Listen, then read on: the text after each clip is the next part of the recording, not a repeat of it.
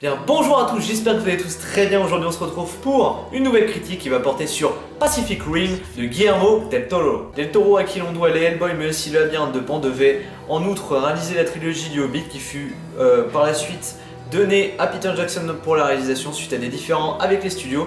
Ce désistement du projet du Hobbit lui permit d'avoir le temps et l'argent de réaliser Pacific Rim. Je peux dès à présent vous annoncer que ce film va diviser. Vous avez deux chemins pour appréhender ce film, donc soit vous le prenez en tant que blockbuster canapé, ou alors soit vous le prenez comme un film intellectuel, et là bien sûr vous serez déçu. Donc je m'explique, tout d'abord au niveau du scénario, donc il est assez basique, des monstres sortent d'une faille au niveau du Pacifique, sous-marine bien sûr, et vont mettre une branlée au monde, donc au monde terrestre. Ces monstres sont d'ailleurs appelés les kaiju. Et pour contrecarrer cette menace, donc le monde met sur pied les Jaeger ou chasseurs en allemand. Cette technique va marcher 7 ans avant de trouver ses limites, ce qui marque d'ailleurs le début du film. Le scénario en lui-même aurait pu être résumé par 4 mots, donc taper, tuer, boum, fin. Malgré tout, le film assume pleinement ce qu'il est, c'est-à-dire un pur divertissement. Ainsi, le scénario bateau n'est en soi pas un défaut, étant donné que le film va en plus chercher à se donner de la contenance avec des histoires annexes, mais aussi un message écologique un peu en mode Avatar, saupoudrant l'ensemble. Les acteurs sont quant à eux assez décevants et lisses. Je pense notamment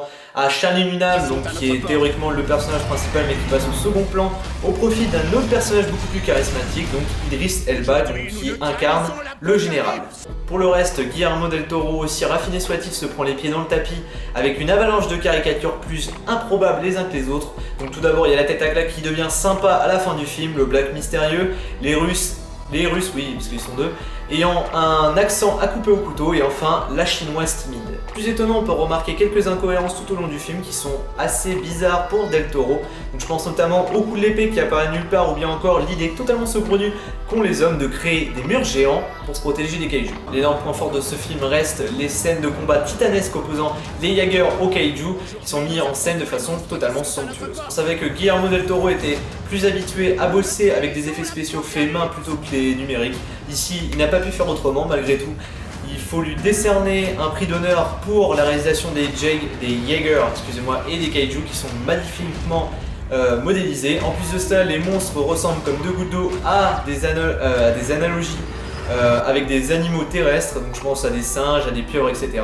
Et ils ont donc des mouvements différents selon les kaiju. Ce qui m'a choqué dans ce film, c'est réellement la capacité de Del Toro de ne jamais franchir la limite, de ne jamais franchir la ligne rouge, verte, comme vous voulez, qui aurait été tentant d'ailleurs, et de nous balancer une flopée d'images titanesques. Et au contraire, justement, il va alterner les plans gigantesques du combat contre les kaiju, mais aussi des plans beaucoup plus intimistes, avec la vue notamment des conducteurs de ces engins géants. J'ai en plus à ajouter que le film est entrecoupé d'un certain nombre de scènes remplies d'une certaine beauté et d'une poésie, donc qui sont très rares à voir à l'écran. En plus de cela, c'est sublimé par la meilleure 3D que l'on ait vue depuis Avatar de James Cameron. En conclusion, on peut dire que le film souffre de quelques défauts assez dommageables, mais qui se rattrape bien grâce à des scènes d'action dantesques, le plaçant au sommet de la chaîne des divertissements hollywoodiens de canapé. Déjà à la fin de cette vidéo, n'hésitez pas à mettre un petit j'aime en cliquant sous la vidéo, à vous abonner si cette vidéo vous a plu en cliquant juste en haut, mais aussi à aller voir la vidéo précédente en cliquant juste ici, et à aller voir la vidéo suivante en cliquant juste là. Prenez soin de vous et à la prochaine. Salut tout le monde.